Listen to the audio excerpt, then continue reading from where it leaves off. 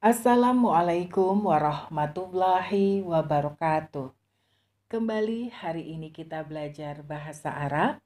Kali ini kita akan membahas mengenai jumlah fi'liyah dalam keadaan majzum. Pada video sebelumnya kita telah membahas mengenai jumlah fi'liyah dalam keadaan mansub. Sama seperti isim, fi'il pun bisa berubah i'rabnya. Fi'il bisa marfu, mansub, dan majzum. Namun tidak bisa majrur, karena majrur merupakan kekhususan isim. Isim bisa marfu, mansub, dan majrur. Namun tidak bisa majzum, karena majzum merupakan kekhususan fi'il.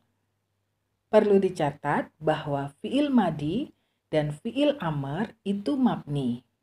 Artinya tidak terpengaruh dengan keberadaan amil. Dan selamanya akan datang dalam bentuk yang sama.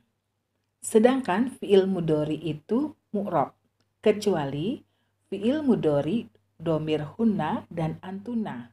Ini merupakan fi'il yang mabni.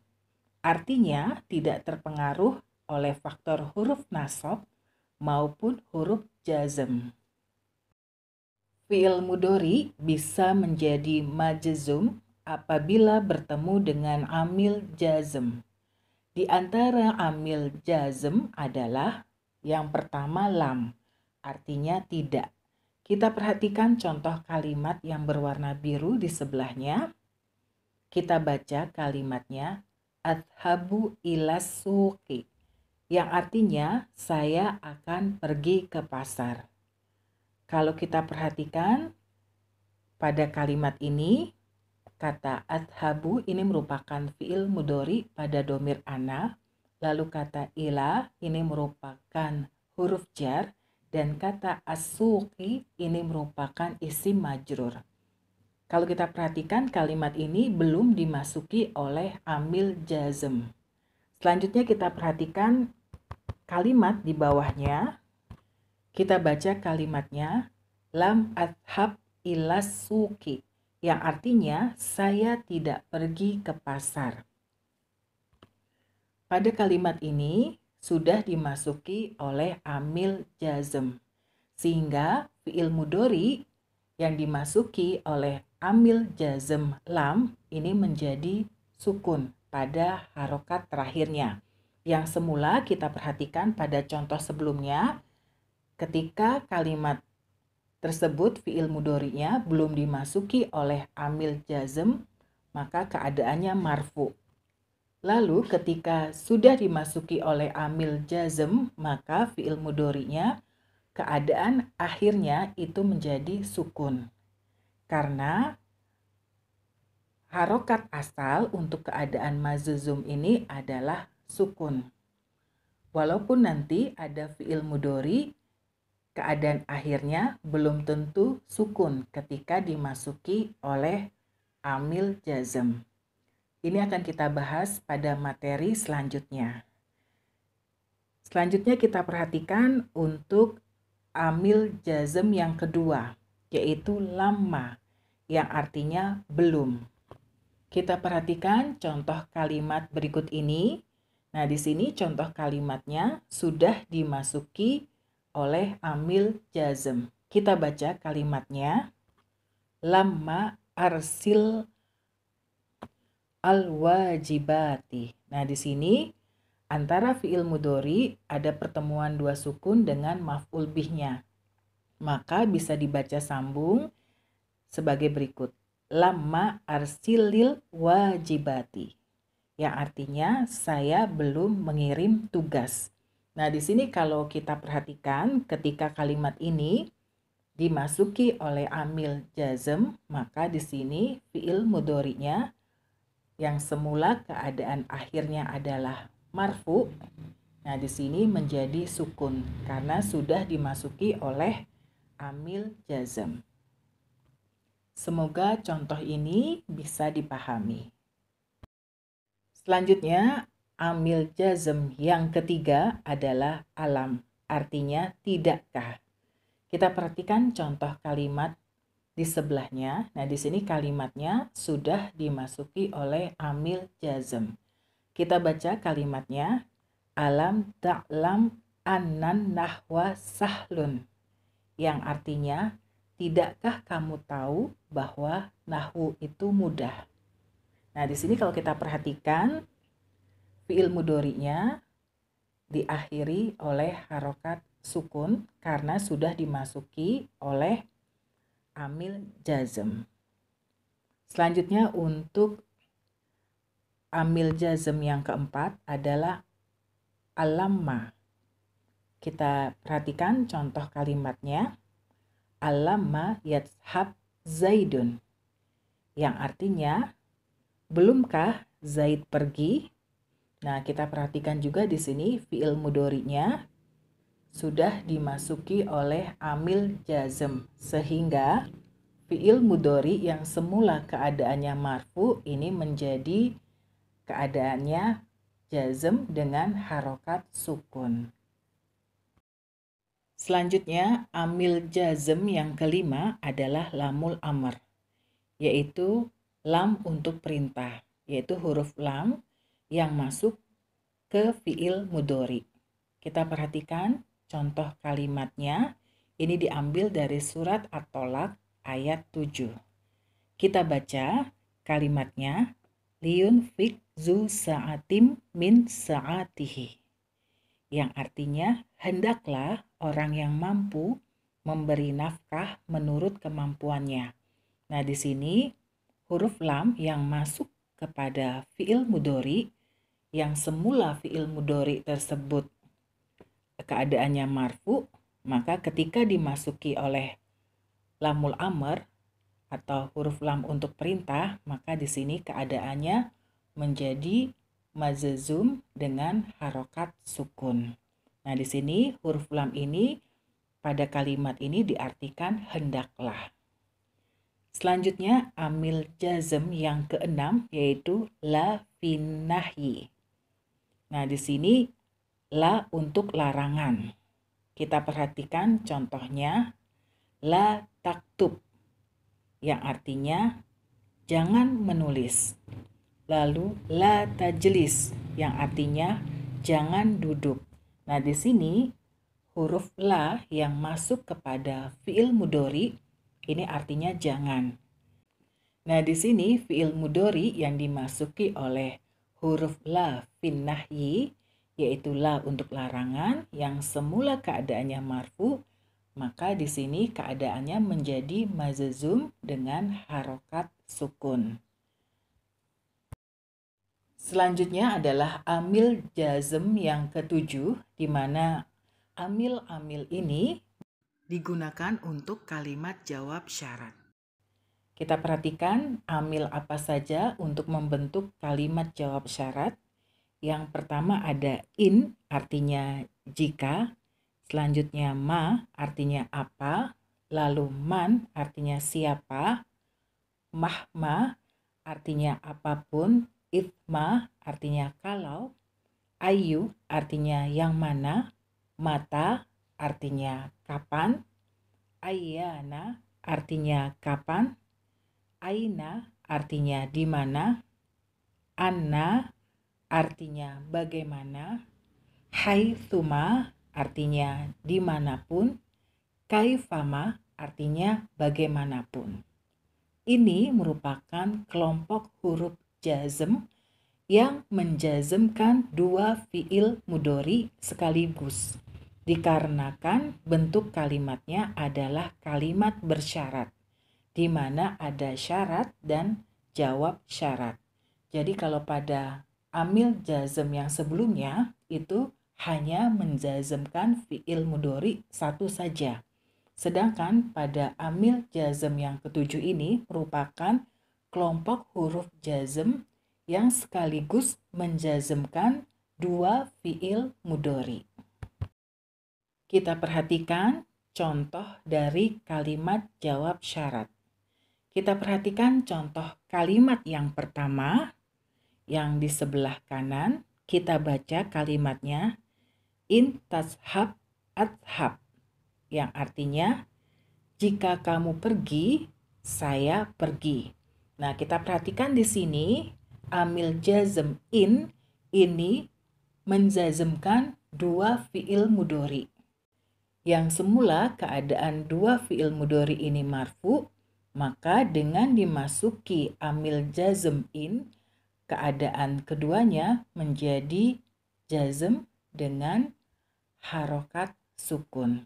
Nah, di sini fiil mudhari yang pertama adalah tashab. Lalu fiil mudhari yang kedua adalah ashab. Selanjutnya kita perhatikan contoh di sebelahnya. Kita baca kalimatnya.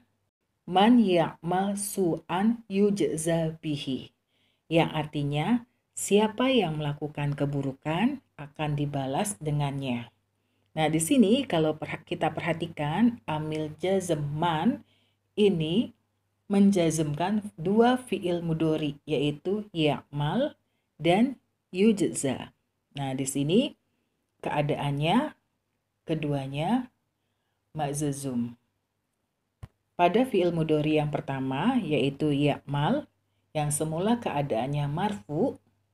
Nah, di sini majzum dengan harokat sukun. Lalu fiil mudhari yang kedua, yaitu yujza, ini semula keadaannya marfu. Nah, di sini majzum dengan dihilangkan huruf ilatnya. Selanjutnya akan kita bahas, yaitu keadaan fiil mudhari yang diakhiri oleh huruf ilat. Selanjutnya kita akan membahas mengenai tanda i'rab fi'il mudhari ketika majzum. Yang pertama, fi'il mudhari yang akhirnya bebas dari huruf ilat, bebas dari domir musanna yang akhirannya alif dan nun, dan bebas dari jamak yang akhirannya waw dan nun, dan bebas dari mufrodah mukhatabah yang akhirannya ya dan nun. Maka keadaan fi'il mudhari ketika jazm adalah dengan harokat sukun. Kita perhatikan contoh berikut ini. Kita perhatikan contoh yang di sebelah kanan. Untuk yang pertama, pada contoh yang berwarna biru, kita baca fi'il mudhari'nya yaitu yaktubu, yang artinya sedang menulis. Kalau kita perhatikan fi'il mudhari ini bebas dari huruf ilat, domir musanna, domir jamak, dan mufrodah mukhatabah. Nah, di sini keadaan marfu'nya ini dengan harokat dhammah. Kita perhatikan contoh di bawahnya. Ketika fi'il mudhari ini sudah dimasuki oleh amil jazm, maka di sini menjadi lam yaktub. Nah, di sini harokat akhirnya bukan harokat dhammah lagi, tetapi menjadi harokat sukun. Nah, artinya tidak sedang menulis. Kita perhatikan contoh selanjutnya. Nah, di sini kita perhatikan fi'il mudhari'nya azhabu, yang artinya saya akan pergi. Ini merupakan fi'il mudhari pada domir ana. Nah, ini merupakan fi'il mudhari yang akhirnya bebas dari huruf ilat, domir musanna, domir jamak, dan mufrodah mukhatabah.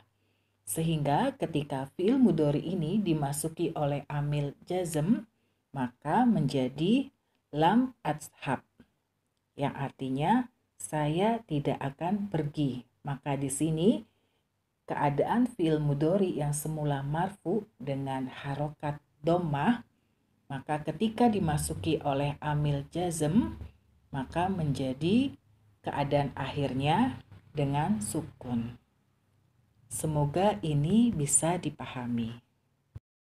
Selanjutnya yang kedua, fi'il mudhari yang akhirnya mengandung domir musanna, yaitu fi'il mudhari yang diakhiri oleh alif dan nun, atau domir jamak, yaitu fi'il mudhari yang akhirannya ada waw dan nun, dan mufrodah mukhatabah, yaitu fi'il mudhari yang akhirnya ya dan nun. Maka keadaannya ketika jazm adalah dibuang huruf nunnya. Sebagai contoh, kita perhatikan contoh berikut ini pada sisi sebelah kanan. Kita perhatikan contoh yang berwarna biru, yaktubani. Nah, ini ketika fiil mudhari mengandung dhamir musanna, yaitu diakhiri oleh alif dan nun. Ini dalam keadaan marfu, yang artinya mereka berdua sedang menulis. Ketika fiil mudhari ini dimasuki oleh amil jazm, maka menjadi lam yaktuba, yaitu huruf nunnya dibuang. Sehingga artinya mereka berdua tidak sedang menulis. Selanjutnya kita perhatikan contoh berikutnya pada sisi sebelah kiri. Kita perhatikan fiil mudhari yang pertama, yadhabuna. Nah, di sini fiil mudhari ini akhirnya mengandung dhamir jamak, yaitu waw dan nun.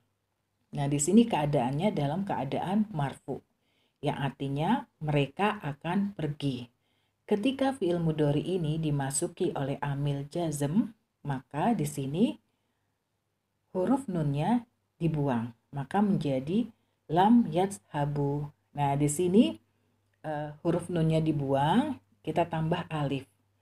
Alif di sini fungsinya untuk memastikan bahwa waw yang di akhir pada fiil mudhari yang sudah dimasuki oleh huruf jazm itu wawnya adalah fa'il, yaitu dhamir jamak, bukan huruf ilat. Nah, di sini artinya mereka tidak akan pergi. Selanjutnya yang ketiga, fiil mudhari yang akhirnya mengandung huruf ilat. Maka keadaan ketika jazm adalah dibuang huruf ilatnya. Huruf ilat itu ialah alif, waw, dan ya. Jadi ketika fiil mudhari yang akhirannya diakhiri oleh huruf ilat, baik alif, waw, dan ya, maka ketika jazm huruf ilatnya dibuang. Kita perhatikan contoh kalimat berikut ini. Kita perhatikan yang sebelah kanan. Dan di sini ada kata yarmi, artinya sedang melempar. Nah, ini keadaan fiil mudhari dalam keadaan marfu. Nah, di sini masih terlihat huruf ilatnya, yaitu huruf ya. Ketika kata yarmi ini dimasuki oleh amil jazm lam, maka di sini huruf ilatnya dibuang, maka menjadi lan yarmi, yang artinya tidak sedang melempar. Selanjutnya kita perhatikan contoh berikutnya. Yashku. Nah, di sini artinya sedang mengadu. Nah, di sini keadaan ini adalah keadaan marfu, di mana fiil mudhari ini diakhiri oleh huruf ilat waw.